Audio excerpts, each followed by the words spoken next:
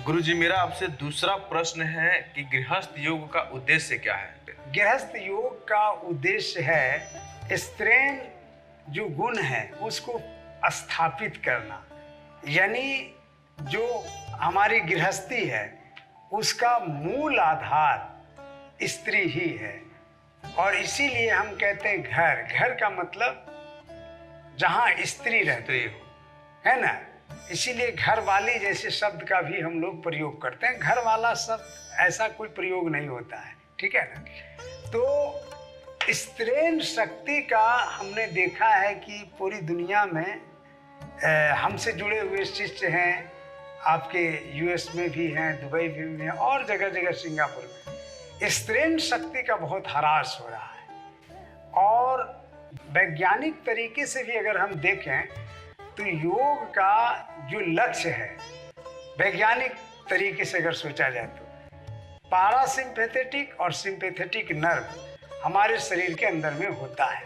तो sympathetic nerve जो है, नर्वस सिस्टम, उसका काम है हमारे शरीर के अंदर में उत्तेजना पैदा करना, हमारे अंदर में हलचल पैदा करना, कोलाहल पैदा करना। और दूसरी तरफ जो आपको पारासिम्पैथेटिक नर्व है वह है आपका जो शांति प्रदान करता है, जो हमें सुकून प्रदान करता है, राहत प्रदान करता है। उसका काम है पारासिम्पैथेटिक काम, नर्व का ये काम है।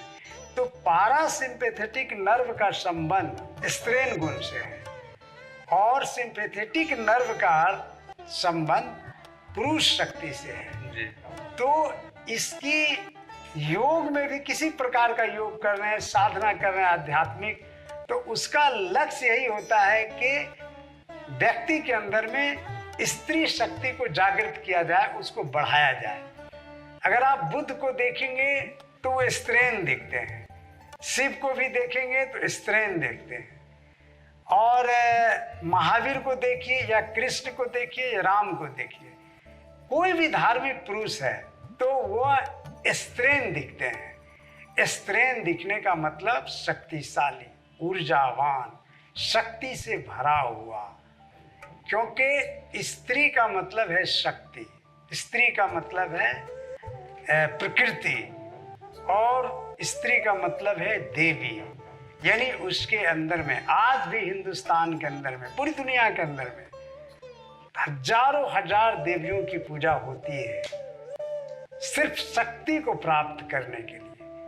तो यौगिक क्रियाओं के द्वारा स्त्रीण शक्ति को बढ़ाया जाता है, और जब तक हम स्त्रीण शक्ति को बढ़ाते नहीं हैं तब तक हम आध्यात्मिक नहीं बन सकते। स्त्रीण शक्ति यानी शांति, सुकून, राहत, एक आनंद की अवस्था, हलचल नहीं, कोलाहल नहीं, एक नीरवता, एक निःशब्दता, उसका नाम है स्त्री शक्ति।